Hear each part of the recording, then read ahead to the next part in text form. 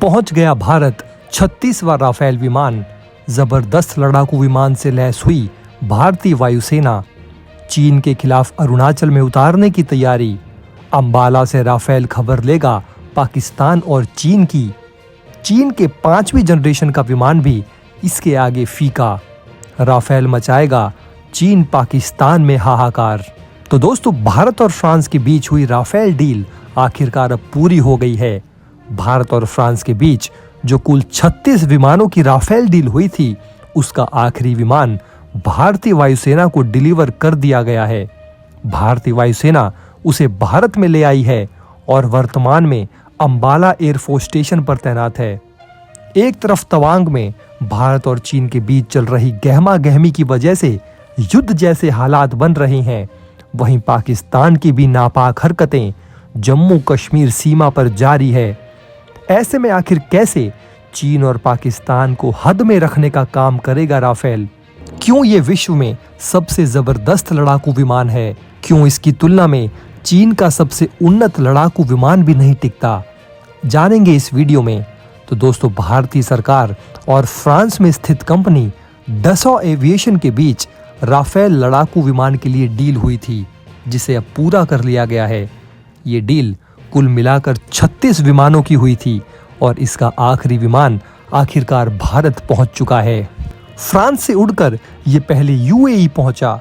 UAE में France के द्वारा लिया गया बंदरगाह अल दफरा में इस लड़ाकू विमान की रिफ्यूलिंग की गई और वहां सही से सीधा उड़ाकर अंबाला एयरबेस लाया गया।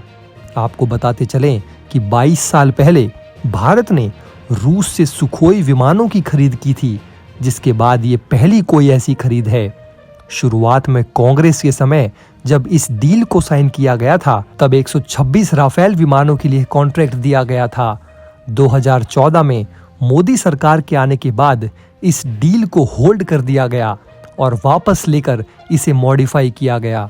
दोबारा हुई डील में ये तय हुआ कि फ्रांस भारत को 36 राफेल विमान उड़ाने वाली हालत में देगा। ये डील कुल मिलाकर 59,000 करोड़ रुपए की गई थी। राफेल के भारत पहुंचाए जाने पर इसे अंबाला एयरफोर्स स्टेशन पर तैनात किया गया, जहां पर इसे कारगिल युद्ध में जबरदस्त भूमिका निभाने वाले गोल्डन एरो स्क्वाड्रन का हिस्सा बनाया गया।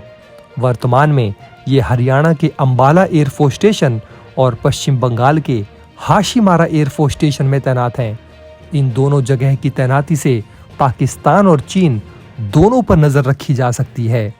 आखिरी लड़ाकू विमान के आते ही भारत में उसके इस्तेमाल से चीनी सेना पर नजर रखना भी शुरू कर दिया है। आपको बताते चलें कि 36 राफेल विमानों ने एयरफोर्स की 2 स्क्वाड्रन को पूरा कर दिया है। प्रत्येक स्क्वाड्रन 18 लड़ाकू विमानों से बनती है और भारतीय सीमाओं को देखते हुए एयरफोर्स के अनुसार उसे कुल 42 स्क्वाड्रन लड़ाकू विमानों की नीड है। हालांकि 36 राफेल विमान आने के बाद भी एयरफोर्स की सभी स्क्वाड्रन को पूरा नहीं किया जा सका है।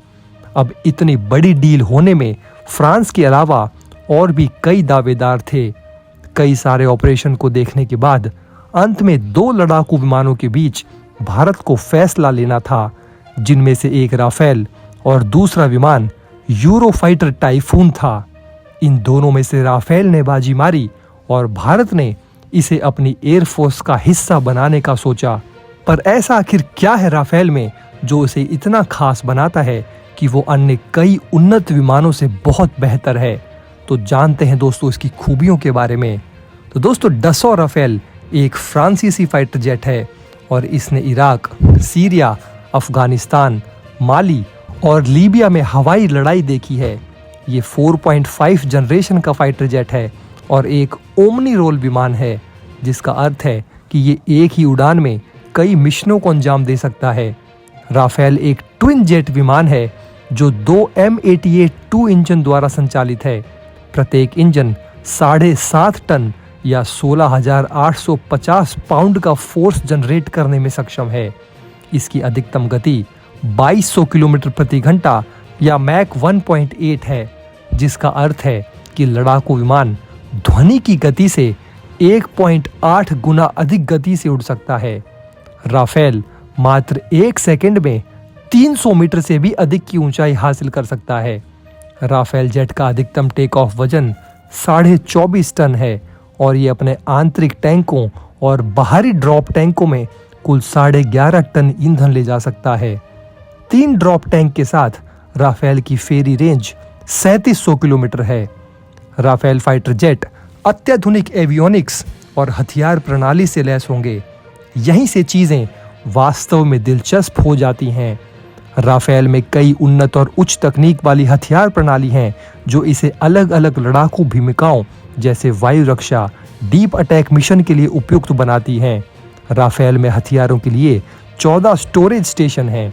इसके हथियारों में सबसे महत्वपूर्ण हथियारों में से एक मीटियोर हवा से हवा में मार करने वाली मिसाइल है। इसकी विजुअल सीमा 100 किलोमीटर से परे है और ये मैक 4 पर उड़ान भर सकती है, जिसका अर्थ है कि ये भारतीय हवाई क्षेत्र को पार किए बिना दुश्मन को मार गिरा सकती है। इसमें 120 किलोमीटर की नो एस्केप किल डिस्टेंस है। ये दुनिया की सबसे उन्नत मिसाइल प्रणालियों में से एक है। इसके बाद स्कैल्प लंबी दूरी की क्रूज मिसाइल है जिसकी रेंज 600 किलोमीटर है और इसे विभिन्न तरीकों जैसे जमीन में प्रवेश या एयर बर्स्ट में इस्तेमाल किया जा सकता है। ये हवा से जमीन पर मार करने वाली मिसाइल है। फिर इसमें फ्रांस निर्मित हैमर मिसाइल है जो हवा से जमीन पर मार करने वाली मिसाइल प्रणाली है, जिसे चीन के साथ तनाव के बीच इमरजेंसी में खरीदा गया था।